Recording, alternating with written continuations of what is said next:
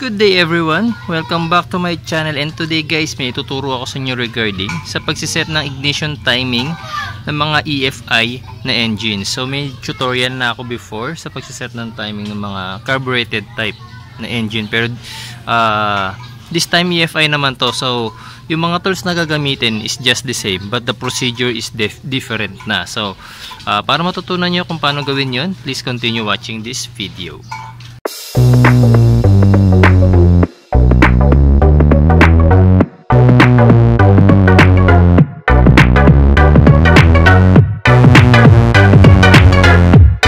Guys, so first procedure na gagawin natin is lalagyan muna natin ng timing mark yung pulley and also yung timing belt cover ng engine para mas madali natin makita. So ang gagamitin natin is yung white permanent marker. So tire pen itong ginagamit ko. Ito guys yung ating front ng ating engine. So kung mapapansin nyo, napakasikip niya, so hindi kakasya dyan yung kamay natin.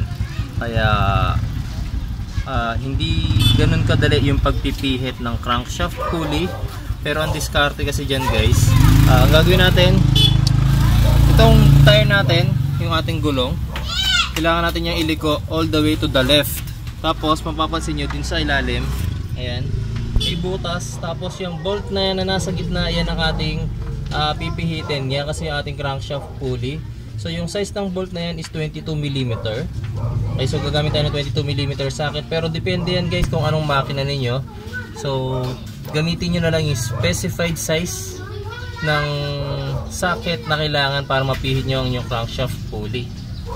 Okay, so yan na siya mga boss. Nalagyan ko na ng timing mark yung pulley. So doon ko sa ilalim siya nilagyan. Dito naman sa timing belt cover, ayan, makikita nyo yung unang-unang line na may letter T. That's means stop dead center. Yung next line naman is number 5 degrees. Then yung next na mahaba is yung 10 degrees. And then yung last na yun, yung medyo kumalat yung marker is 15 degrees before top dead center. So titingnan natin ngayon guys kung ano yung ignition timing ng makina natin. Yan guys. So before we proceed, ang unang-una natin ginagawa kapag nagta-timing ng ating makina is of course kailangan normal operating temperature ang ating makina. So paandarin natin yan, and until ma-reach niya yung normal operating temperature, that is the only time na pwede tayong mag-adjust ngayon ng ating ignition timing. Okay, so napainit ko na yung aking makina. So nasa normal operating temperature niya. So paandarin na natin yan, then titingnan natin ngayon kung ano ignition timing niya sa ngayon.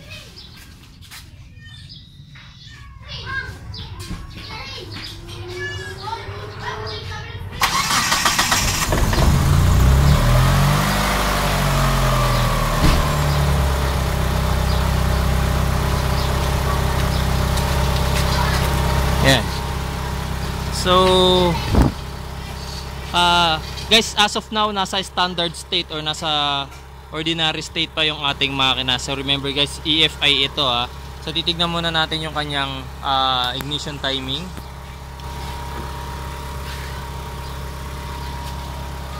Kakabit lang natin to dun sa number 1 high tension wire.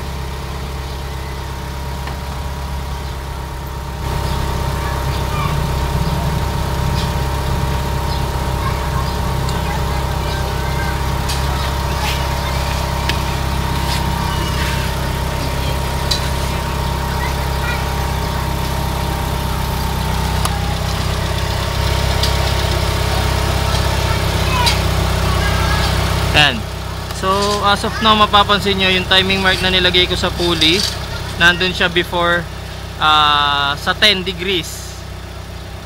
Okay, pero guys kapag nagsiset tayo ng ignition timing, ang ginagalaw natin is usually yung distributor. Pero sa makina na to walang distributor, pero meron siyang crankshaft position sensor. Ito yun, crankshaft position sensor ang tawag yan, and also camshaft position sensor. So yan yung parang distributor natin. So dyan tayo magpipihit, and as of now nasa 9 degrees nga siya. Yan mga boss. So kapag nag-adjust ako ng ignition timing, yung lagi kong pinagbabasihan is yung manufacturer standard requirements. Kaso sa makina nito wala na kayo makikita na nakadikit sa hood. So paano ko malalaman ngayon kung ano ignition timing ng makina na to? Simply by using ang manual. So I make sure guys na every car na meron ako or every car na ayusin ko is nagbe-base ako sa manual. So since akin ang kotse na to, nag-download na rin ako ng sarili kong manual, and then pina-hard bound ko na siya, pina-hard copy ko na siya. Kaya every time na may kailangan ako malaman in this engine is eto na yung manual ko. So nakalagay dito, standard value for ignition timing is 5 degrees before top dead center. Kaso guys, hindi natin basta-basta ina-adjust yung crankshaft position sensor na yon, kasi nga EFI ito, so we need to bypass yung computer. Kasi every time na mag-a-adjust tayo ng ignition system, ignition timing, kailangan i-ground natin yung tinatawag na ignition timing connector. So andito yon. Sa Mitsubishi, ito ang connector na yon.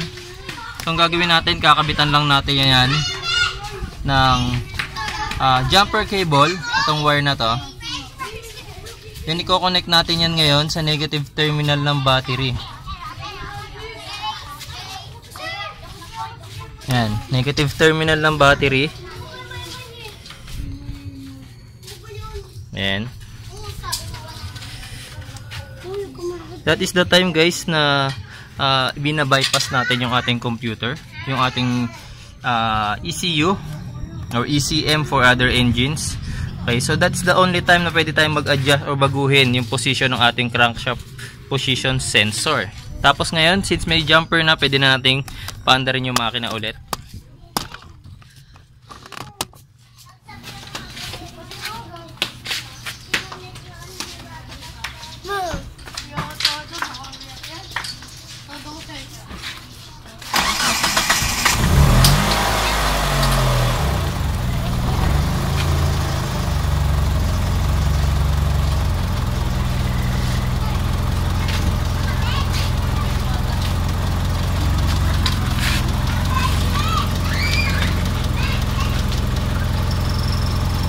Ayan.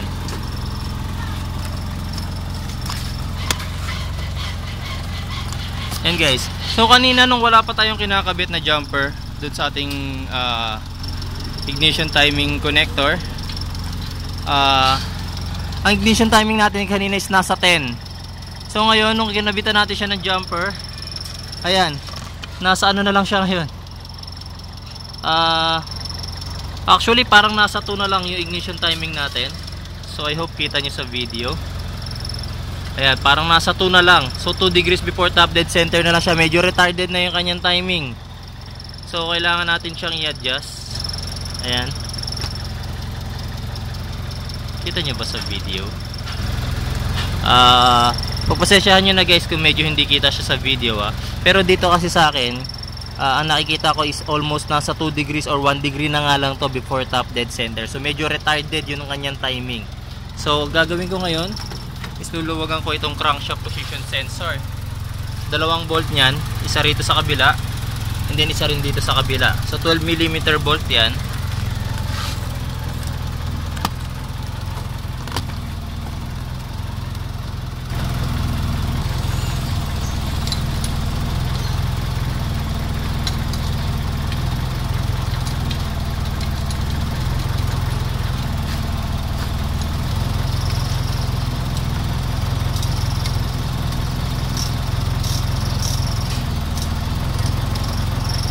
So, naluwagan ko na ngayon yung crankshaft position sensor. Pero hindi siya ganun kadaling pihitin kagaya ng distributor. Kasi especially since masyado siyang malapit sa makina guys, napakainit niyan. Kaya ang ginagawa ko is using tool. Tulad ito, ratchet na to. Tapos meron siya rubber sa dulo. Slightly tinatap ko yung crankshaft position sensor para ma-adjust siya. Ayan.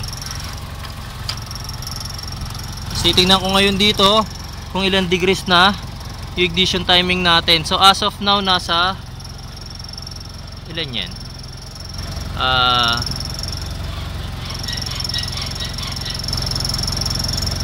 I think that's 4.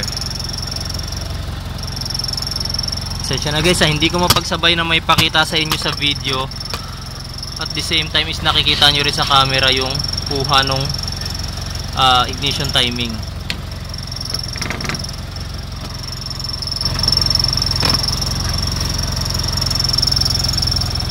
Ayan, so nasa 4 pa lang siya, so kailangan ko pa ng konting tap, slightly tap pa ulit.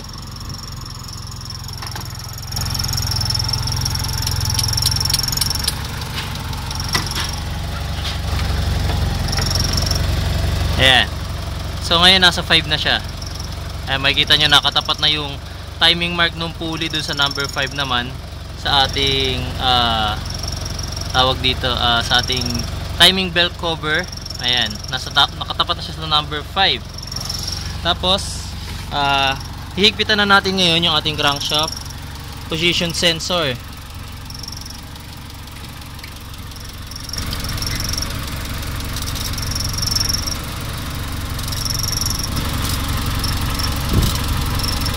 So isa lang muna yung hinigpitan ko. Tapos double check ko ulit yung ignition timing ko na bago habang hinihigpitan ko siya. So hindi naman siya nabago, nasa 5 pa rin siya, 5 degrees pa rin. Okay, so pwede ko na higpitan yung isa pang bolt. Na-adjust na natin ngayon yung ating ignition timing. So ang gagawin ko ngayon guys, tatanggalin ko na yung ground wire na ikinabit ko. Tapos titingnan natin ngayon kung ilan na ngayon yung may ignition timing niya once na matanggal na natin yung ground wire dun sa ating connector.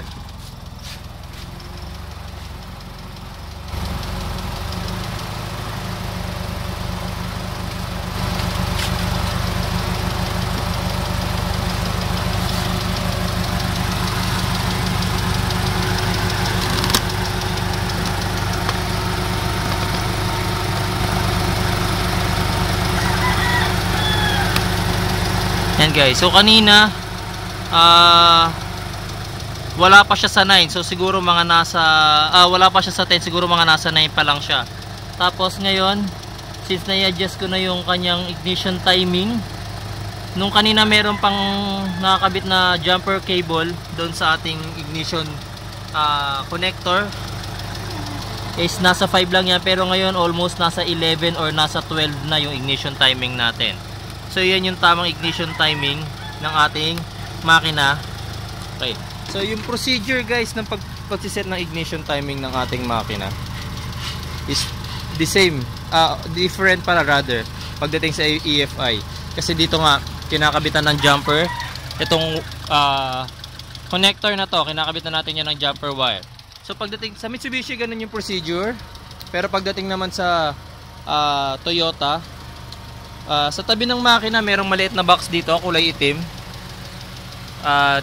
Meron yung connectors doon at gina-jumper naman doon is yung E1 and TE1 connector. So makikita nyo rin yun sa manual. Pagdating naman sa Honda, katabi yun ng computer box. Ayan, yung picture na yan, yan yung makikita nyo na nilalagyan naman ng jumper kapag magsiset ng ignition timing ng inyong mga makina. So remember guys, basta EFI ang inyong makina, hindi basta-basta pinipihit ang distributor or yung crankshaft position sensor. Meron tamang procedure para dyan. Ang kailangan gawin nyo yon kasi kapag hindi nyo ginawa yung pagbabypass sa ating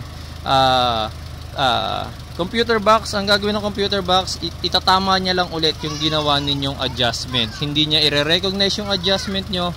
So mababaliwala lang lahat, diba? So much better guys, gawin nyo yung tamang procedure para yung makina nyo is mag-respond din according naman sa ibibigay na commands ng inyong computer box, depende sa position ng mga sensors natin.